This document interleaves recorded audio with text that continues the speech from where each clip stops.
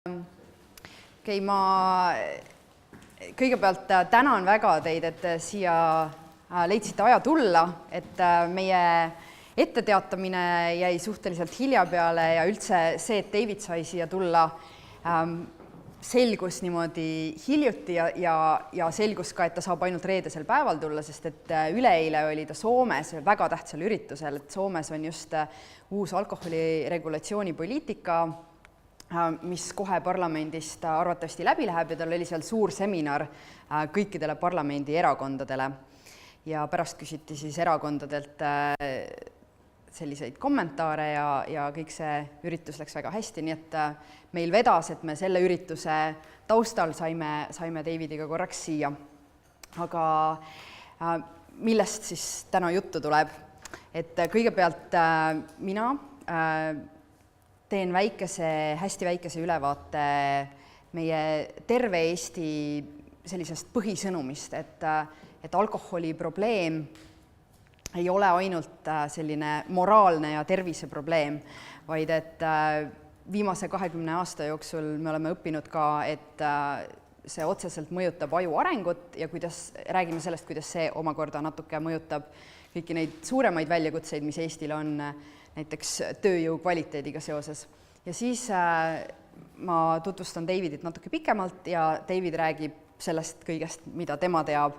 Et ta räägib alkoholipoliitikast üldiselt, natuke alkoholitööstusest ja räägib väga konkreetselt sellest, et milliseid uuringuid ja millist tõendust ja millist infot meil on selle kohta, kuidas täpselt alkoholireklaam mõjutab noori, kuidas erinevat tüüpi alkoholiga seotud sellised tegevused ja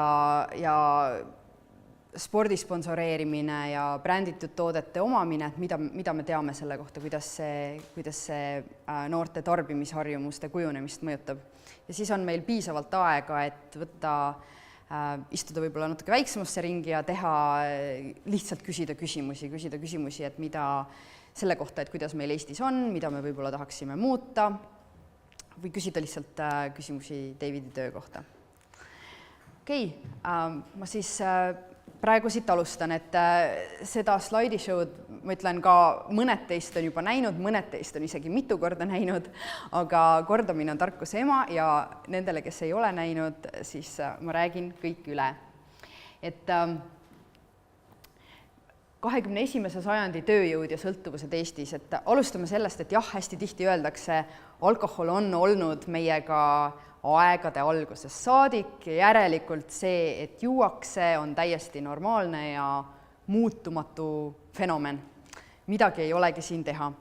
Aga samas sellised suured ja keerulised aegade algusest saati meiega olnud teemad tuleb ka igal uuel ajastul uuesti läbi rääkida ja mõelda, et kuidas me nendesse sellel ajastul suhtume. Praegu on meil siis käes 21. sajand, mis esitab meile terve rea uusi väljakutseid, mida meil näiteks võib-olla 13. sajandil ei olnud. Mis seda uut sajandit iseloomustab?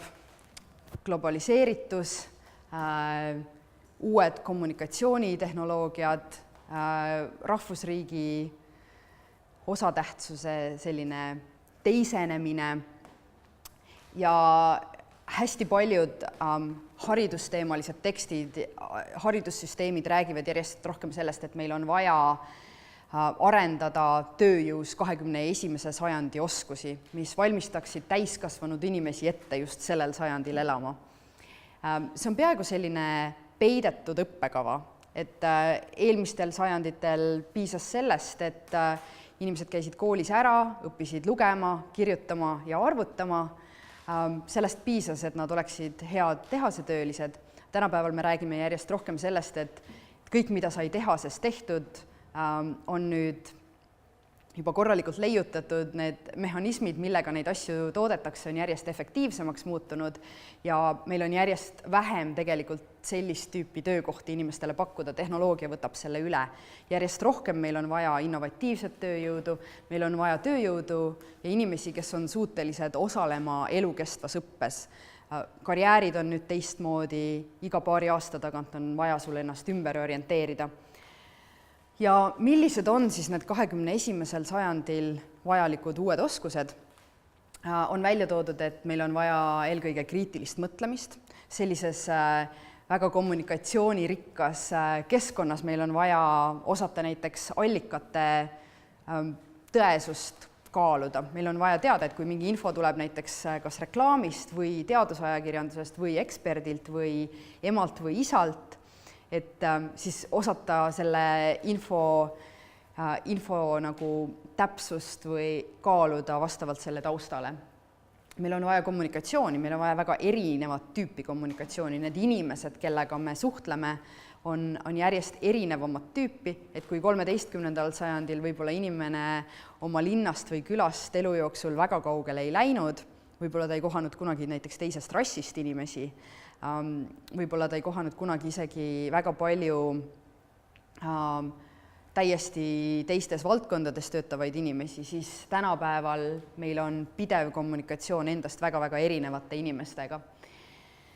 Samas on hästi oluline, et kui olukorrad pidevalt muutuvad, kui majandus pidevalt muutub, meil on uued väljakutsed, et me suudaksime kohanduda, selleks on vaja koostööd, koostööoskusi. Samuti meil on vaja loovust, et selleks, et olla innovatiivne, mõelda välja neid uusi asju, mida siis paremini oma uutele teistest rahvustest sõpradele näiteks müüa. Selleks kõigeks omakorda on vaja empaatiat ja kõige tähtsam võib-olla enesejuhtimine. Selleks, et meil oleks võimalik pidevalt uute reeglitega kohaneda, me peame omama sellist baasenesekontrolli ja see on ka terve rida oskusi. Mis nüüd välja tuleb väga huvitaval kombel, on see, et hästi paljud nendest oskustest, millest me just rääkisime, on seotud ühe konkreetse ajuosaga. Ja siin sellel slaidil, kui te näete, see ajuosa on roheliseks tehtud. Kas keegi teist teab, need, kes võib-olla ei ole varem seda kuulnud, aga kas keegi teist teab, mis selle ajuosa nimi on? Või ka nendest, kes ise seda loengut ei loe teistele inimestele?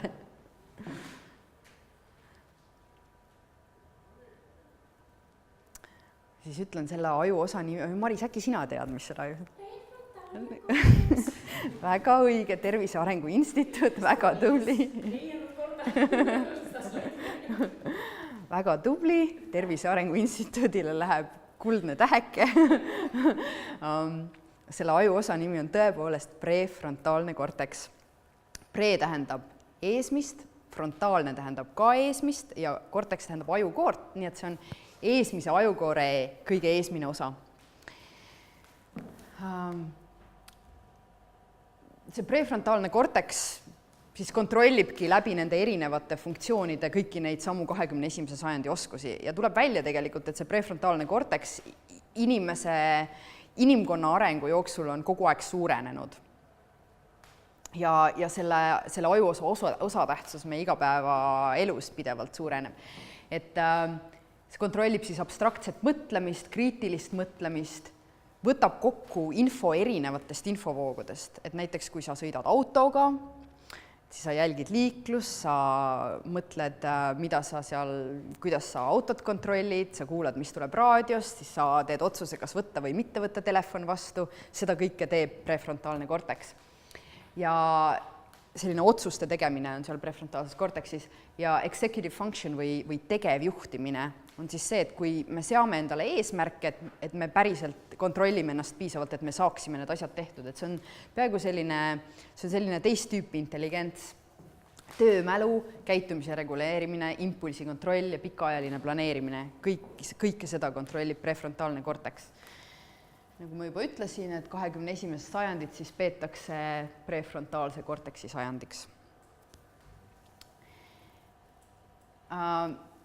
Kus asjad huvitavaks lähevad, on see, et prefrontaalne korteks ka tegelikult ei saavuta oma tervikliku arengu küpsust kuni umbes 20. eluaastate keskpaigani. Ja selle kiireim arenguperiood on teismeeas. Ja mis siis toimub, on see, et närviühendused tugevnevad ja nende ümber tekib selline isolatsioon või müeliinkest, mis aitab nendel närviühendustel hästi kiiresti toimida. ja just selle prefrontaalse korteksi hiline areng ehk nende väikeste kontrollmehhanismide puudumine on põhjuseks, miks teismelised niimoodi käituvad, miks nad riske võtavad, miks nad on impulsiivsed. Nüüd läheb väga huvitavaks. Et kuna etanool ehk siis aktiivne aine alkoholis on kahjulik arenevatele organitele ja kuna aju on teismeeas alles arenev organ, siis loogiliselt võttes etanool on kahjulik arenevale ajule. Et just sellepärast, et etanool on kahjulik arenevatele organitele, ei soovitata etanooli näiteks rasedatele naistele, sest see mõjutaks beebi arengut. Etanool on kesknärvisüsteemi depressant, see aeglustab aju tegevust ja see kahjustab selle otsmikusagara ja eesmise ajukoore täielikku väljaarenemist. See vähendab selle tegevjuhtimiskeskuse võimekust. Ja kahjustab ka siis igasuguseid mälufunktsioone alkohol, aga kui teismeeas korduvalt ennast purju joovad, siis need sellised talitlushäired kinnistuvad ja tegelikult see eesmine ajukoor ei kasva päris nii suureks ja et ongi tegelikult näha olnud, et pikaajalistel alkohoolikutel see ajukoore eesmine osa on natukene väiksem.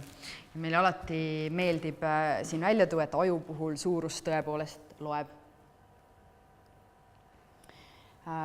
Kui siis etanool seda ajuosa mõjutab, siis impulsiivsus kasvab, keerulisemalt tehtud plaanidest kinni pidada.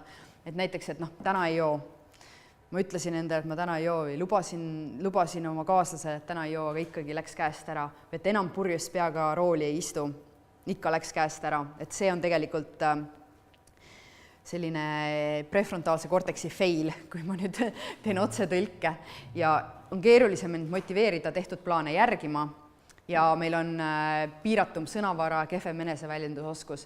Ehk siis tõepoolest see mõjutab prefrontaalset korteksit ja läbi sellega kõiki neid 21. sajandi võimekusi, mida meil vaja on.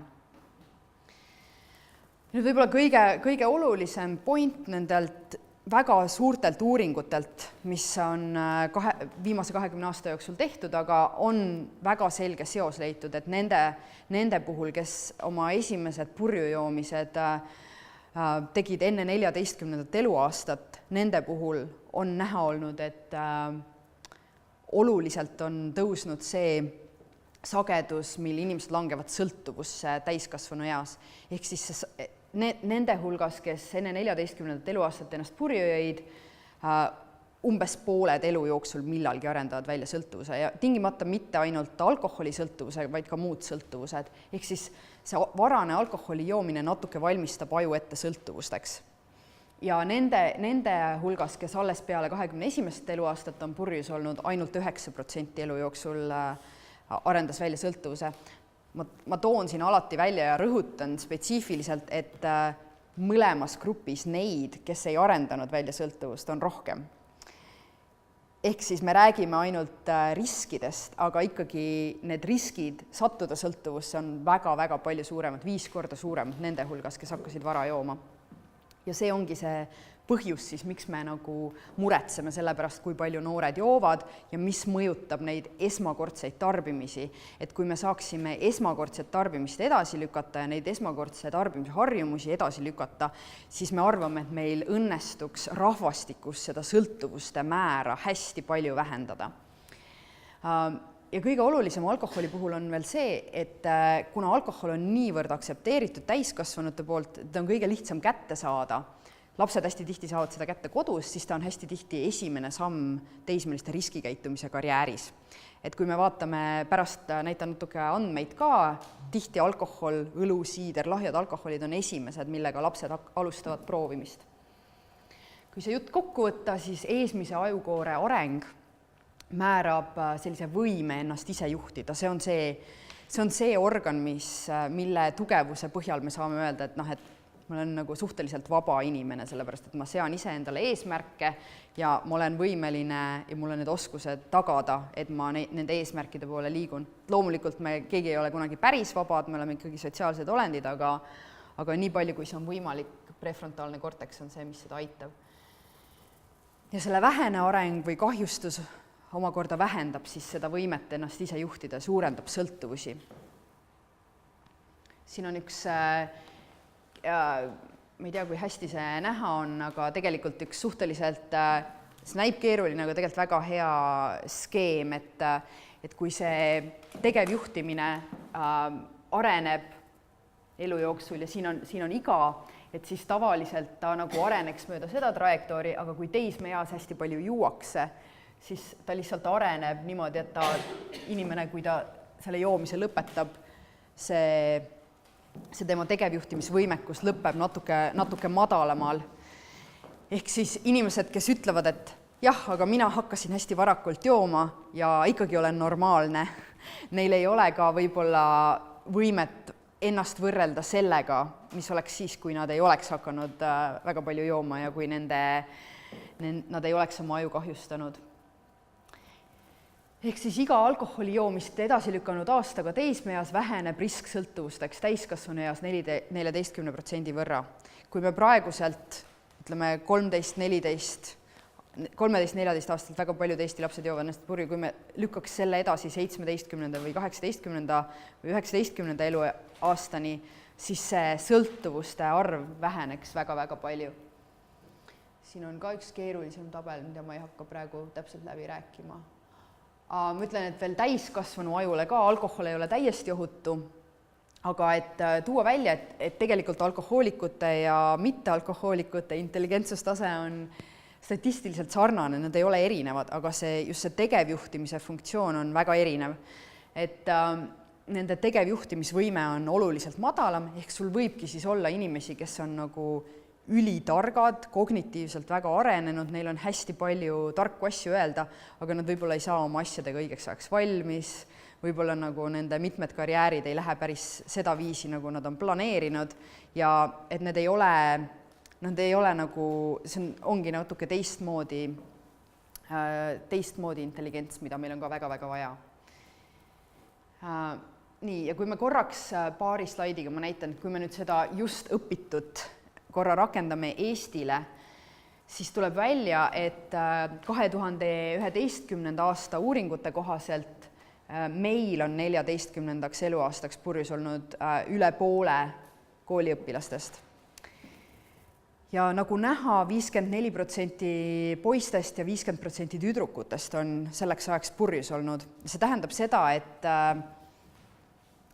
esiteks, kui võib-olla 20 aastat tagasi naised meil nii palju ei joonud, siit tuleb väga selgelt välja, et uues põlvkonnas naised ja mehed kasvavad üles väga sarnaste joomisharjumustega juba ja